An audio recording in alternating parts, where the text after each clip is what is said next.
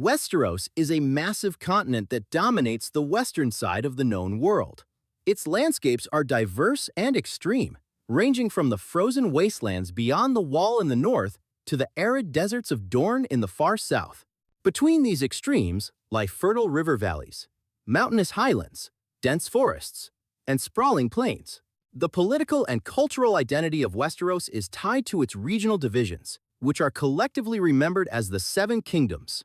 This term dates back to the era before Aegon the Conqueror unified the continent under a single crown. The regions include the North, the Vale of Arryn, the Riverlands, the Westerlands, the Reach, the Stormlands, the Iron Islands, the Crownlands, and Dorne. Each area maintains its own traditions, ruling houses, and local cultures. At the center of political power stands King's Landing, the capital city built along Blackwater Bay. Here sits the Iron Throne, the symbolic seat of authority for whoever rules the continent. Other key locations reflect Westeros' deep history. Winterfell, in the north, serves as the ancestral stronghold of House Stark and embodies the resilience and customs of the First Men. Old Town, one of the oldest cities, holds the Citadel, where the Maesters preserve and teach knowledge. Beyond the northernmost borders of civilization lies the Wall, a colossal fortification of ice stretching across the continent. Built thousands of years ago, it was intended to defend the realms of men against dangers from the far north, including the Free Folk, who live outside of the Seven Kingdoms rule, and older, more legendary threats. The origins of Westeros stretch back into prehistory, beginning with the First Men. These early human settlers crossed from Essos over a land bridge, once known as the Arm of Dorne. They came with bronze weapons and primitive agriculture, clashing violently with the continent's native inhabitants, the Children of the Forest. The Children were a non-human magical race, with deep ties to the natural world and the old gods. After centuries of bloody conflict, a peace was struck at the Isle of Faces, giving rise to a coexistence that shaped the continent's early culture. This era became known as the Age of Heroes, remembered in legend for the founding of noble houses, the construction of ancient strongholds, and the first rise of great champions. During this legendary age, Westeros endured the Long Night, a generation-long winter in which the White Walkers emerged as a near-apocalyptic threat. The crisis led to the creation of the Night's Watch and the raising of the Wall. Later, the Andals invaded from Essos, carrying iron weapons, new languages, and the Faith of the Seven. They conquered much of the continent, leaving only the north to retain the culture and traditions of the First Men. Centuries afterward, the Rhoynar, led by Princess Nymeria, migrated to Dorne. Their alliance with House Martell reshaped the region with new customs and a lasting independent identity. These successive waves of migration and conquest created the patchwork of culture, politics, and religion that defines Westeros. Ulthos is the most obscure of the known continents, positioned southeast of Essos beyond the shadowed lands near Asshai. It is shown on only a handful of maps, usually as a faint landmass connected to Essos by a narrow strip near the Saffron Straits. Beyond this outline, almost nothing is recorded. Its absence from reliable histories makes it one of the least understood regions of the world. Geographically, the continent's features are largely conjectural. Some cartographers sketch it as a green land covered in forests, while others imagine mountain ranges and river systems.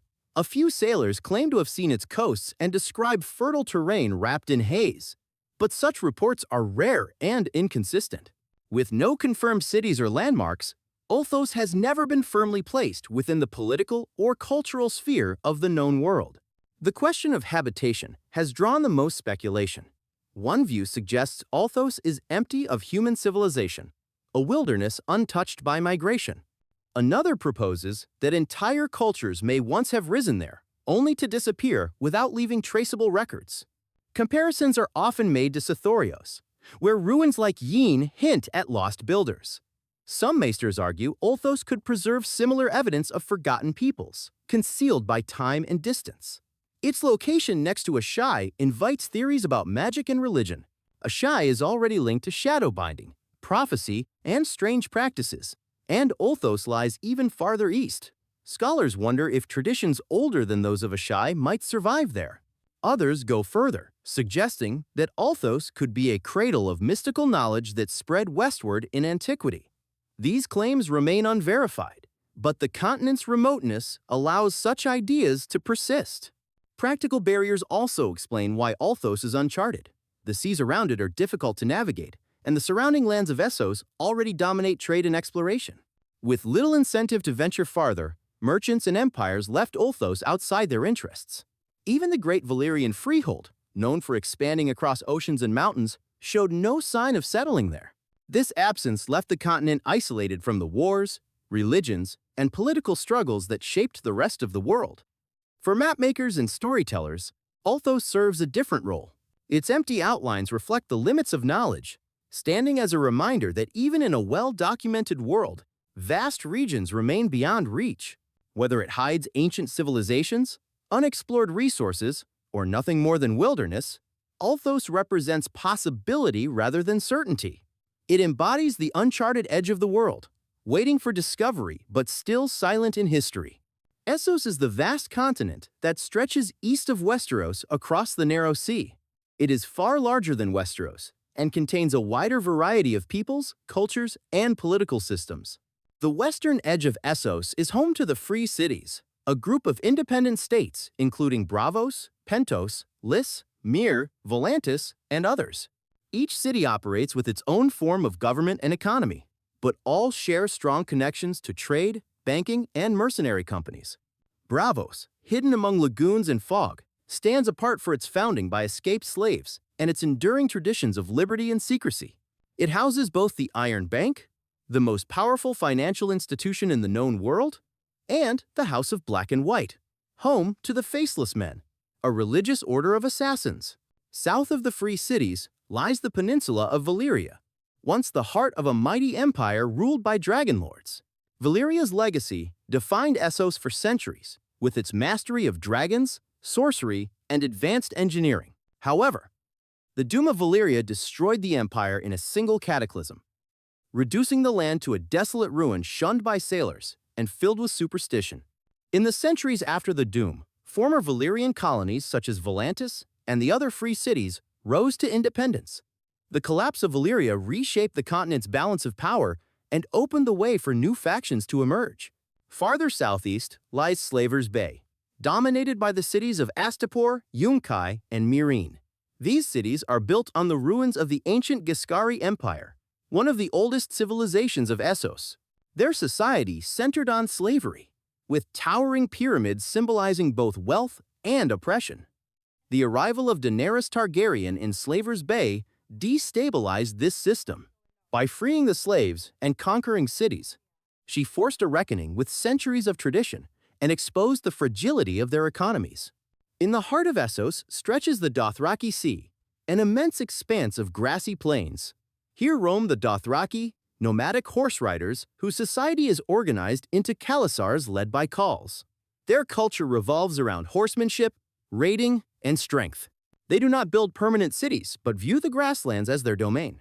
To the south lies Qarth, a wealthy trading hub positioned as a gateway between east and west. Known for its elaborate traditions and mysticism, Qarth thrives on commerce with both distant and neighboring lands. At the extreme eastern edge of the known world lies Asshai, a city cloaked in shadows and mystery. It is associated with dark magic, prophecy, and practices rarely seen elsewhere. Essos as a whole is also home to a diversity of religions. The followers of R'hllor, the Lord of Light, hold sway in some regions, while others venerate countless local gods, from the many-faced god of Braavos to the ancient spirits worshipped in Asshai. Magic, long diminished in much of the world, appears strongest here, woven into prophecy, resurrection, and shadow binding.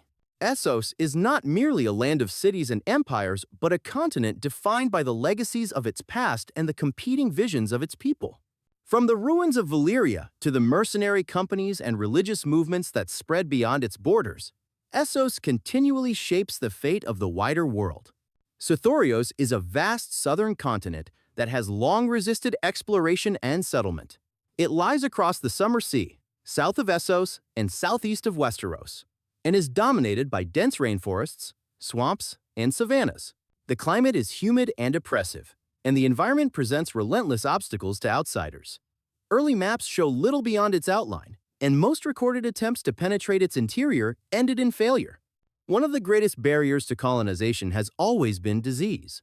Travelers report fevers, wasting sicknesses, and parasites that spread rapidly through anyone who lands on its shores. Entire colonies have perished within months of being founded.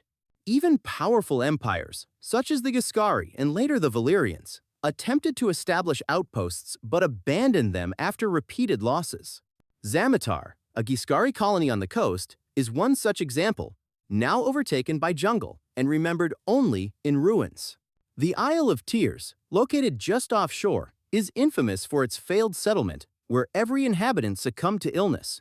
The continent's wildlife further adds to its fearsome reputation. Gigantic lizards, snakes of unnatural size, and swarms of venomous insects make overland travel nearly impossible. Accounts speak of predators unlike any found elsewhere in the world, creatures so aggressive and dangerous that they made even fortified settlements unsafe. For sailors, the coasts are equally perilous. Ships stopping for resupply often reported infestations of biting insects or sudden sickness that decimated their crews. Amid this hostile environment stands Yin, one of the most mysterious ruins in all the known world. The city is built of massive blocks of oily black stone, fitted together with a precision unmatched by any known civilization. Its builders are unknown, and its age is immeasurable. The sheer size of the stonework has led many to believe it was not constructed by men at all. Theories range from a forgotten empire older than Valyria to speculation about non-human or magical origins.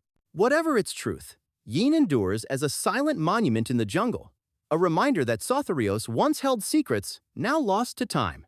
The persistence of ruins like Yin and Zamatar suggests that Sothoryos was not always uninhabited.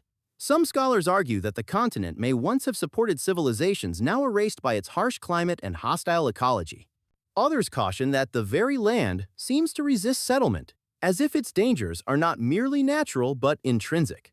Even the Valyrians, whose empire stretched across seas and mountains, made little progress here, withdrawing after only short-lived attempts. Today, Sothoryos remains largely unexplored. What little is known comes from sailors who skirt its coasts or traders who recall legends of its dangers. On most maps, it is left intentionally vague, with blank spaces suggesting how little the wider world has uncovered. To outsiders, Sothoryos represents both danger and mystery, a place where human ambition falters and where ancient secrets remain buried beneath endless forests.